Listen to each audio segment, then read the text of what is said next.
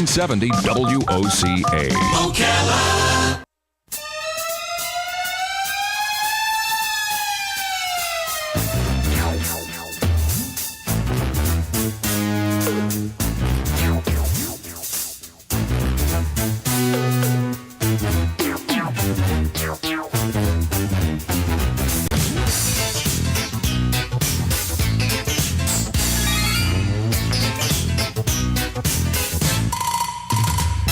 All right, 5 minutes after 9 o'clock, Jim George is in the studio. We know Jim as Professor Gadget. Not to be confused with the little cartoon called Inspector Gadget. That's right. While Jim does his share of inspecting, That's true.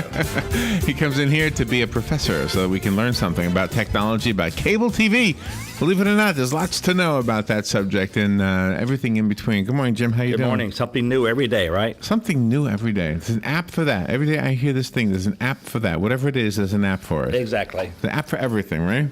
Yeah, you have to scroll through your screen on your cell phone, page after page after page of all those little symbols staring at you. Right. That are the apps. Right. And my wife is hooked. I tell you the truth, she's been doing that trivia crack that Dave Oh, suggested. really? She's been doing some kind of game that has like Candy Crush or something like that. I mean, she's got all these games on her cell phone, and she literally if we're driving down the road, we don't talk anymore. She's in the corner gaming. Did that ever happen to you? Did you ever get hooked on a game? Never.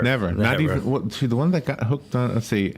I got hooked on Mario, Zelda, and then Tetris? Tetris. That's Yeah, the one. Tetris. Yeah, Yeah, Tetris. she likes playing Tetris too. I said, you never win. She says, I'm not trying to win. It's just, it's a game.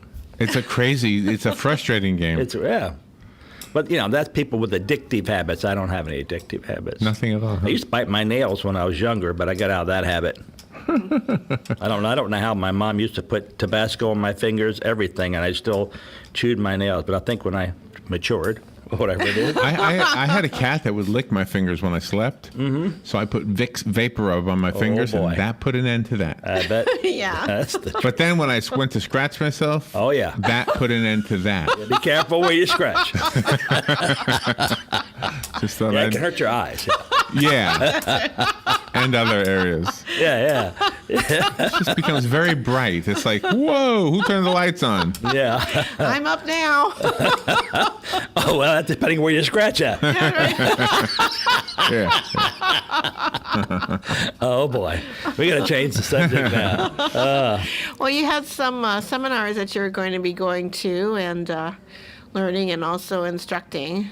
Yeah, I'm going to the National Cable Television Association convention in Chicago, May 5th to the 9th, and that deals with major programmers. So although we have programmers that you may or may not heard of, like Pet TV, Car TV, Recipe TV, the national one will have those.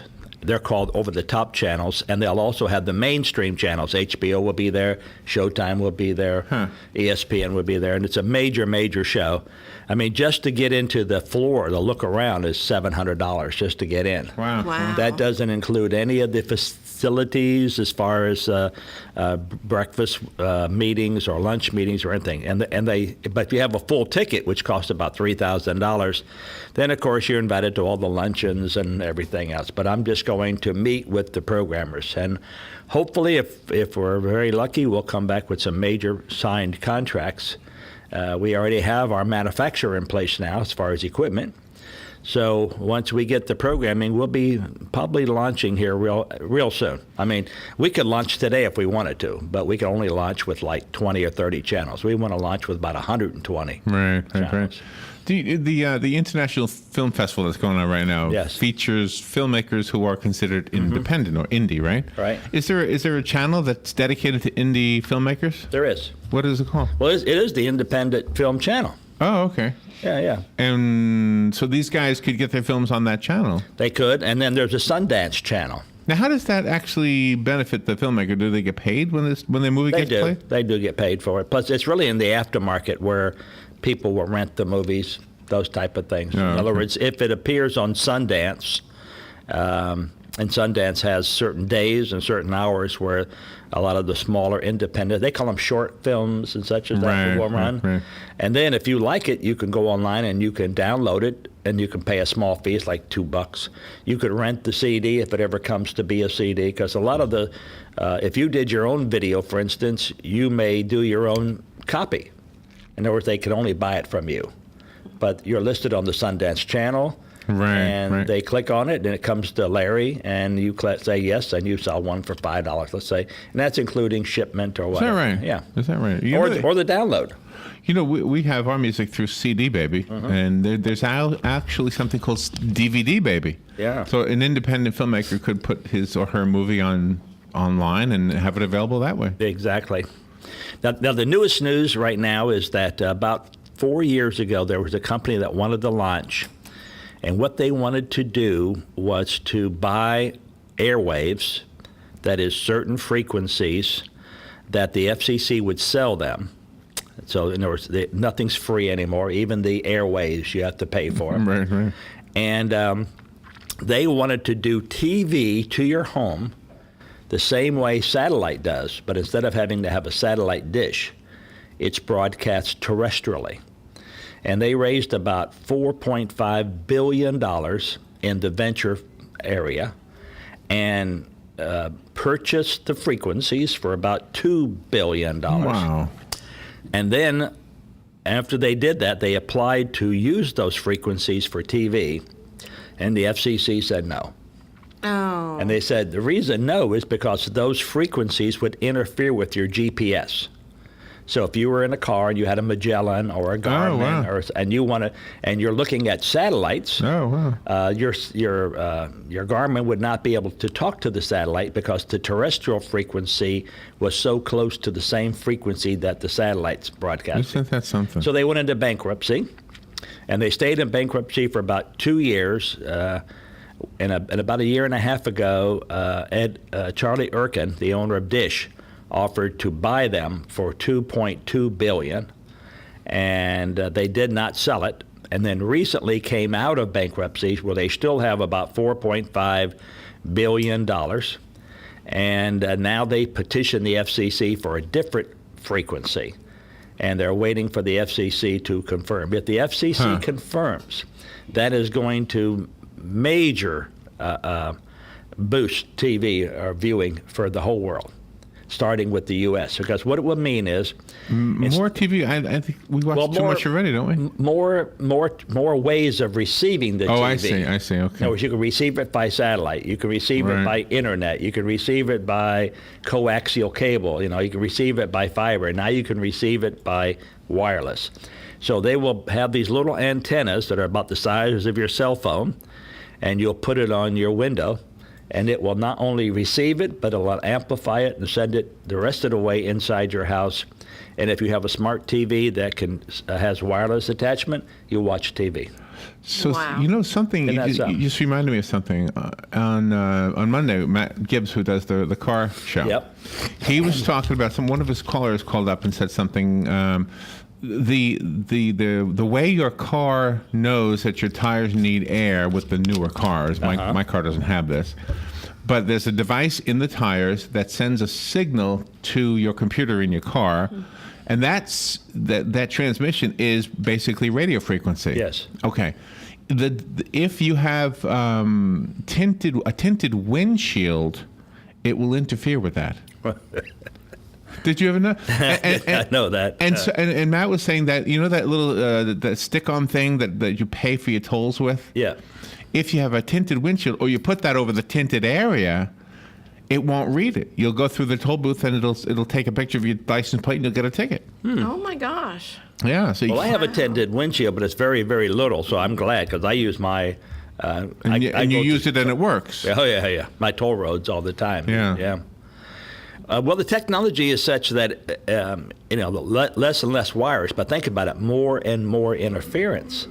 How many things are? If we had a meter here, that's kind of what I meant. Yeah, what I was leading, because that's what you were talking about, interference. right? If we had a meter here and we would just scan through the different frequencies, you would see spikes everywhere, and you would say, "What is this spike?" I wonder how that's affecting us.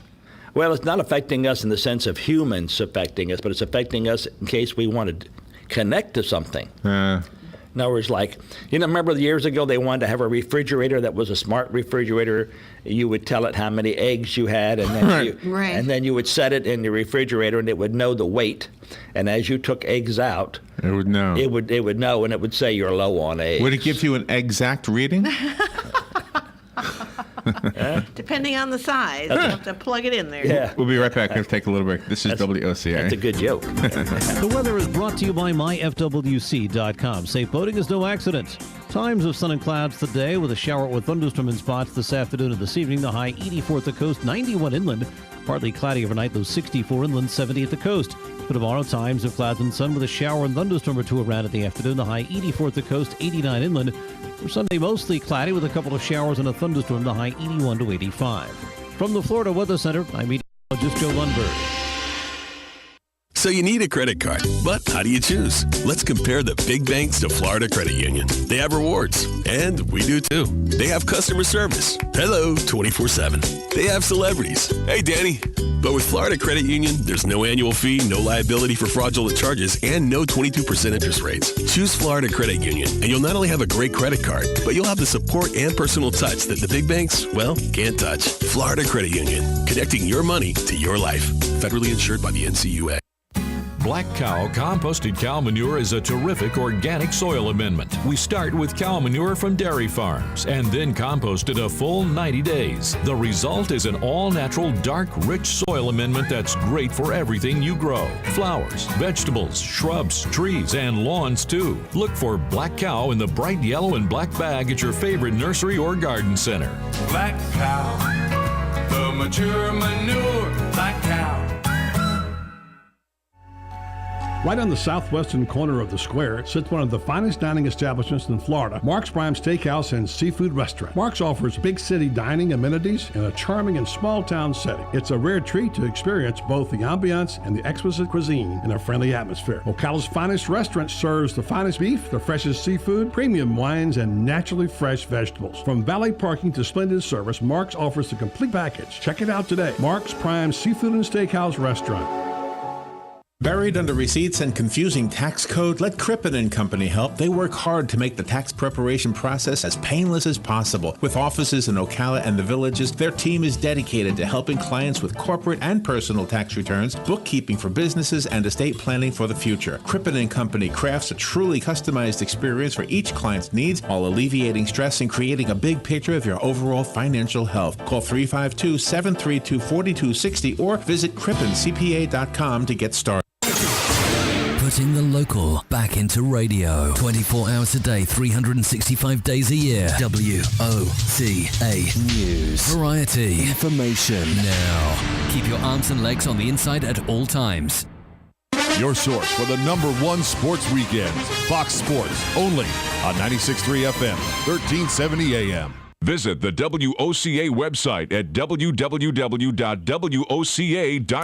All right, 18 minutes after 9 o'clock, Jim George is here, affectionately known as Professor Gadget. And if you have a question about your gadget, your technology, even your cable, which is the first thing that Jim started talking about when he began this show, back in 1987, I think is when you started. The phone number is 622-9622. Hasn't aged a day either. Yeah, tomorrow, Robin and I will be witnessing a technological change. You know, for the last 12 years or so, we've been judges at the Student Media Festival. Yes. This is where the students enter their videos to be judged, and we're two of the judges. And in the beginning, it was always VHS tapes, and then it graduated to CDs. Or DVDs, I'm sorry. Mm-hmm. And then last year, it was a mixture of DVDs and thumb drives. And what Robin was just saying, I didn't know this. I guess she got the note from Kevin Christian, that tomorrow when we go, it'll be all in the cloud. There you go. Isn't that something? It's amazing. They're on the cloud. And now we're curious to see, because there's not only is there a video to judge, but there's also paperwork that has to be judged. Yeah. Mm-hmm. So the paperwork's probably going to be in the cloud too. Yeah, probably. Isn't that something? Another cloudy day coming. No, the cloud is definitely. I mean, I read articles all the time about what the cloud is. When I first started out in learning about IT and the cloud, no one had a definition for it. I mean, it was just ubiquitous. It was out there. Yeah. Now it's getting more and more defined. What's in the cloud? Well, the servers are in the cloud. The storage is in the cloud. Communication links are in the cloud. All this is part of. That's why they call it the cloud, because it's really a thick metro area that's covered, and everybody uses it now. Sometimes you may use it and not even know you're using it. Because you might click on, like, do you want to open this or save this? And you hit save. And then you think you may have saved it on your computer, but what you've really done is you've told the person that sent it to you to earmark it for you so that you have a symbol on your computer and you think that's the storage. But when you click on it, instead of opening right up, it may take a second, or it may open up your Internet Explorer. Yeah. Or open up your Firefox or Mozilla. Right. It opens up something, and all of a sudden you have it, and you go, wow, it went out and grabbed it. I thought I saved it. Yeah, you saved it on the cloud. They're not going to allow it to be saved on your computer. Or it has too much space to be saved on your computer.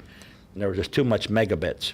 And what's amazing about that is now sometimes I get stuff in my email and then it'll give you an option. Do you want to download it or see it on the internet? And I assume that's the cloud. Yeah, and you can just say see it on the internet. Unless you really want it downloaded. I'm trying to get more and more stuff off of my computer. I've been buying a lot of external thumb drives that are huge, like 256 gigabit thumb drives. Wow. Some that are 500 gigabit, and they're fairly inexpensive. And I just back up my entire computer on that thumb drive, and then I delete massive things off my computer. Yeah. I just delete everything.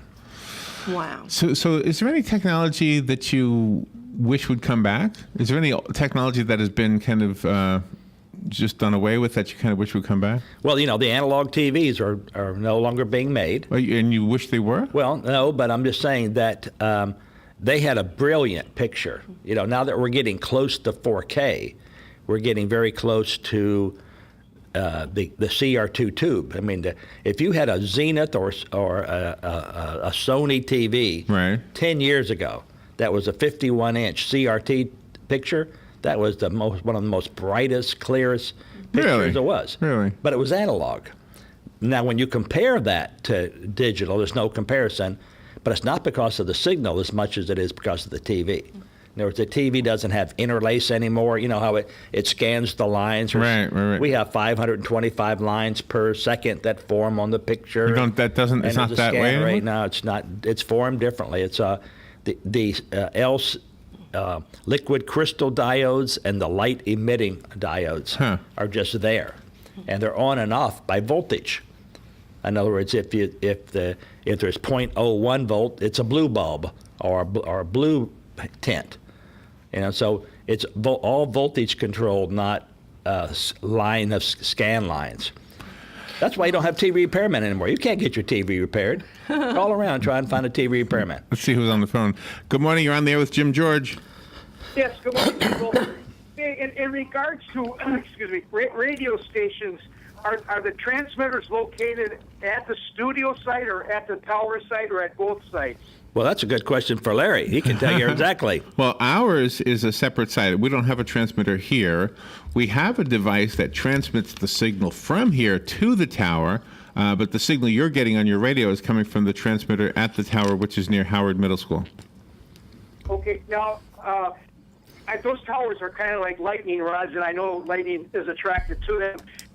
Time it gets hit by lightning, does that mean you're off the air, or can that bolt of lightning be directed away from the transmitter? It's designed to take the lightning and bring it to the ground, basically, but it doesn't always work. Sometimes it does. Sometimes it does fry our stuff, and you've probably heard us suddenly go. And that's it. And that is what happens. Yeah, we had a lightning strike at WTMC, and there's a little ball at the bottom of the tower that has a gap between it and another little metal ball. Right, gas discharge tube. Thank you. And so those two balls have a little signal, spark gap, like maybe a quarter inch, and that quarter inch is how it's not a wire. It's just an empty space, and it jumps across. Okay. So it was hit by lightning, and the bottom ball actually got knocked in half. Yeah. And so we had this crazy sound, and I went out to look and see what happened, and I called the engineer on the phone, and he said, Oh my gosh! He said, just tap it with a hammer so it's got the rounded edge facing it, and I'll come by and fix it when I can. So I did. Now, keep in mind, it was still raining. Yeah. So you're out there with a hammer. So when I did this, I tapped it with, and as soon as it got to the right spot, there were like these little sparks that were happening. Yeah. Visual, you could see them, like little tiny light. Krona. And every time there was a spark, I could hear our voices.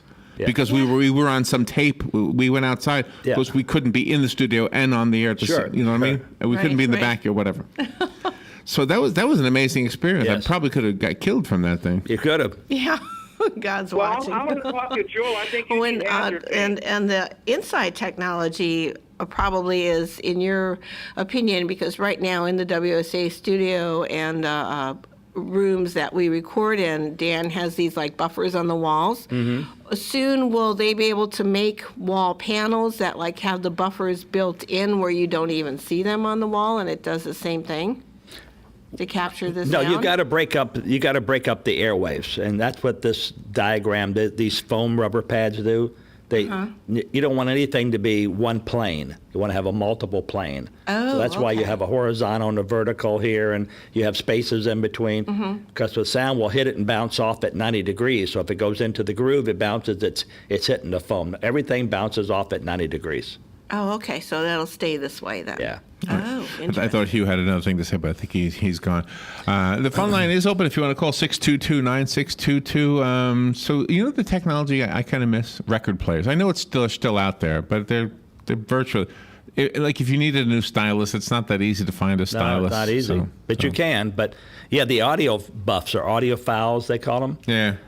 I've been in people's homes where the speakers are huge, and they're tilted back about 10 or 20 degrees so that the sound comes out the bottom.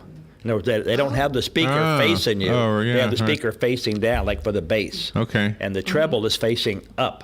And they've worked out their room with what angles and what kind of frequency splitters they need so that these certain frequencies go this direction and these. And then you're right, when they want to play it, they go to their record player. And you can't touch those records. They wear gloves to touch the record, put them on, but not so much as a single little skip or beep or anything out of those records. It's just pure music. It's just really beautiful. But now with today's CDs, I don't know if the record player is any more better. But they claim it is. They claim the vinyl. Some people do, I know. But I don't know that I agree with them. What I would like to see come back, though, is the record jacket. The big 12-inch by 12-inch cover. Yeah. So you can put a little CD or a little MP3 thing in there and then just, sell us the big stuff and like the size of a calendar. Kickstarter. You would create the jacket, right. and when you push the two ends together, and it puffs open, you would slide the CD in it, right? Right. And then you would have a place to store all your CDs with a nice, beautiful jacket on it. And the back would be the lyrics of the songs that are being played and who the orchestra person was or whatever. By the way, do you remember? This has always been a joke. Smell-o-vision, where you'll be able to smell what's on. Yeah. Do you know there's something in the news that may indicate that they have the technology for this, but it's not for TV. It's for hunters. They actually have a device that can create some kind of a wavelength that emanates a smell that will attract deer. I'm not so sure how it works, how a wavelength makes a smell, but That is cool. But I thought if they can do that, they can make a wavelength that smell like anything. Yeah, well, they have theaters now that have smell-o-vision. They had them in the past, and they didn't do it anymore. And they're bringing it back now. So now, if you're in a movie and you're watching, let's say, The Godfather, and he's smoking a cigar, you smell the cigar smoke. And if he's eating some kind of a sandwich or something, you smell the pastrami, let's say, or whatever. Oh, nice. Yeah, that would drive you crazy. Chocolate candy. Yeah. I mean, talk about popcorn sales. That concession They're going to go stand through the roof. Robin's brother posted on Facebook a video from like the 50s showing what the fashions would look like after the year 2000. And it shows a guy with this like space suit, but he's got on his belt this place where he keeps his cigarettes. I thought, well, that didn't happen. Yeah.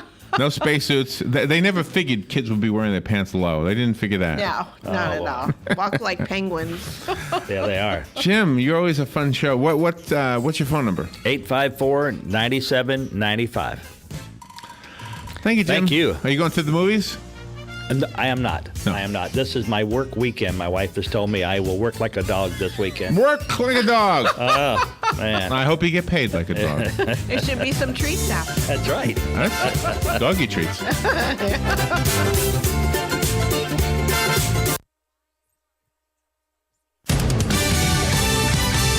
Fox News Radio, I'm Pam Puso. As far as the eye can see in Fairdale, Illinois. Devastation, just absolute devastation. A tornado.